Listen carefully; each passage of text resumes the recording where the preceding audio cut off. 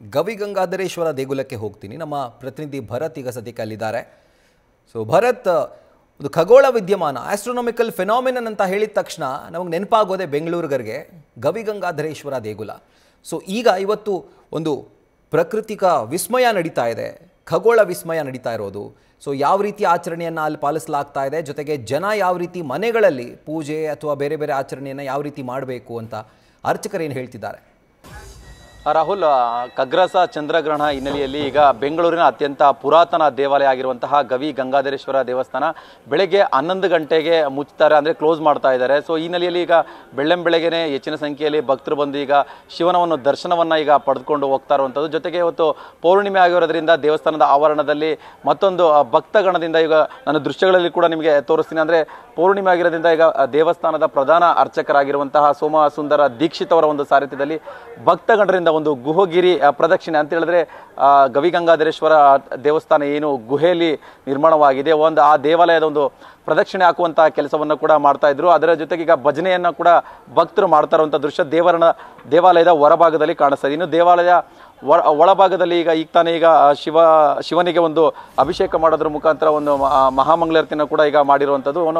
11 ಗಂಟೆಗೆ ದೇವಸ್ಥಾನವನ್ನು ಕ್ಲೋಸ್ ಮಾಡ್ತಾರೆ. ಸೊ ಅಂದರೆ ಈಗಾಗಲೇ ದೇವಸ್ಥಾನದ ಆವರಣದಲ್ಲಿ ಒಂದು ಪ್ರಕಟಣೆಯನ್ನು ಕೂಡ ಕೊಟ್ಟಿದ್ದಾರೆ. ಅಂದರೆ ಚಂದ್ರಗ್ರಹಣದ ಹಿನ್ನೆಲೆಯಲ್ಲಿ ಈಗ ದೇವಸ್ಥಾನವನ್ನು 11 ಗಂಟೆಗೆ ನಾವು ಕ್ಲೋಸ್ ಮಾಡ್ತಾ ಇದ್ದೀವಿ. ಇನ್ನು ಮತ್ತೆ ಅದನ್ನು ಸೋಮವಾರ ಬೆಳಗ್ಗೆ 8 ಗಂಟೆಗೆ ಮತ್ತೆ ಶುದ್ಧೀಕರಣ ಮಾಡೋದ್ರ ಮುಖಾಂತರ ದೇವಸ್ಥಾನವನ್ನು ಸ್ವಚ್ಛಗೊಳಿಸೋದ್ರ ಮುಖಾಂತರ ಸೋಮವಾರ ಬೆಳಗ್ಗೆ 8 ಗಂಟೆಗೆ ನಾವು ದೇವಸ್ಥಾನವನ್ನು ಮತ್ತೆ ಓಪನ್ ಮಾಡ್ತೀವಿ ಅಂತೇಳಿ ಈಗ ಭಕ್ತರಿಗೆ ಒಂದು ಗಮನಕ್ಕೆ ತರುವಂಥ ಕೆಲಸವನ್ನು ದೇವಸ್ಥಾನದ ಆಡಳಿತ ಮಂಡಳಿ ಮಾಡಿರುವಂಥದ್ದು. ಇನ್ನು 11 ಗಂಟೆಯ ಒಳಗಡೆ ಅಂತ ಹೇಳಿದ್ರೆ ದೇವಾಲಯಕ್ಕೆ ಸಂಬಂಧಪಟ್ಟಂತೆ ಪೂಜೆಗಳು ಆರಂಭವಾಗಿದೆ. ಮೊದಲು ಬೆಳಗ್ಗೆ ದೇವಸ್ಥಾನವನ್ನು ಸ್ವಚ್ಛಗೊಳಿಸುವಂಥ ಕೆಲಸ ಮಾಡಿದ್ರು, ದೇವರ ವಿಗ್ರಹಗಳನ್ನು ಶುಚೀಕರಣ ಮಾಡುವಂತಹ ಕೆಲಸವನ್ನು ಮಾಡಿದ್ರು.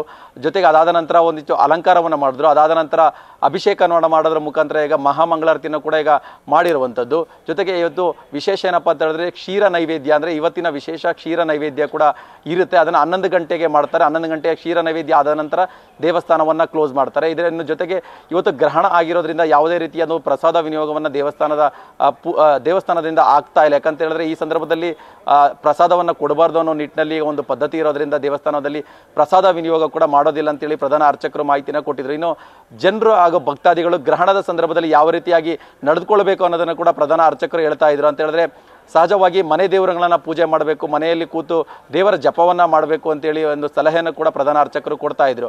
ಒಟ್ಟಾರೆ ಗವಿ ಗಂಗಾಧರೇಶ್ವರ ದೇವಸ್ಥಾನದಲ್ಲಿ ಒಂದು ಕಡೆ ಪೌರ್ಣಿಮೆಯ ಒಂದು ಸಂಭ್ರಮವನ್ನು ಕೂಡ ಇದೆ. ಜೊತೆಗೆ ಚಂದ್ರಗ್ರಹಣದ ಒಂದು ವಿಶೇಷವಾಗಿ ದೇವಸ್ಥಾನದಲ್ಲಿ 11 ಗಂಟೆ ಒಳಗಡೆ ಪೂಜಾ ಕೈಂಕರ್ಯಗಳನ್ನು ಜೊತೆಗೆ ಭಕ್ತರ ಒಂದು ದರ್ಶನ ಕೊಡುವಂಥ ಒಂದು ಅವಕಾಶ ಏನಿದೆ ಅದನ್ನು 11 ಗಂಟೆ ಒಳಗಡೆ ಮುಗಿಸ್ಬೇಕು ಅಂತೇಳಿ ನಿರ್ಧಾರ ಮಾಡಿ ಅದಕ್ಕೆ ಸಂಬಂಧಪಟ್ಟಂತೆ ಏನೋ ಕೆಲಸಗಳನ್ನು ಕೂಡ ಮಾಡ್ತಾ ಇದ್ದಾರೆ. 11 ಗಂಟೆಯ ನಂತರ ದೇವಸ್ಥಾನವನ್ನು ಕ್ಲೋಸ್ ಮಾಡ್ತಾರೆ. ಜೊತೆಗೆ ಸೋಮವಾರ ಬೆಳಗ್ಗೆ ಅಂದರೆ 8 ಗಂಟೆಗೆ ದೇವಸ್ಥಾನವನ್ನು ಮತ್ತೆ ಓಪನ್ ಮಾಡ್ತಾರೆ. ಆ ಒಂದು ಸಂದರ್ಭದಲ್ಲಿ ದೇವಸ್ಥಾನವನ್ನು ಸ್ವಚ್ಛಗೊಳಿಸುವಂಥದ್ದು, ಶುಚೀಕರಣ ಮಾಡುವಂಥ ಕಾರ್ಯ ಕೂಡ ಆಗುತ್ತೆ. ವಿಶೇಷವಾಗಿ ಈಗ 11 ಗಂಟೆಗೆ ದರ್ಬೆ ಬಂಧನ ಮುಖಾಂತರ ದೇವಸ್ಥಾನವನ್ನು ಕ್ಲೋಸ್ ಮಾಡ್ತಾರೆ. ಅಂತ ಹೇಳಿದ್ರೆ ದರ್ಬೆ ಬಂಧನದ ಮುಖಾಂತರ ದೇವಾಲಯದ ಮೇಲೆ ದೇವರ ಮೇಲೆ ಯಾವುದೇ ರೀತಿಯಾದ ಒಂದು ಕೆಟ್ಟ ದೃಷ್ಟಿಗಳು ಆಗಬಾರ್ದು ನಿಟ್ಟಿನಲ್ಲಿ ದರ್ಬೆ ಬಂಧನ ಮಾಡ್ತೀವಿ ಅಂತ ಕೂಡ ಈಗ ಪ್ರಧಾನ ಅರ್ಚಕರು ಮಾಹಿತಿ ಕೊಟ್ಟರು.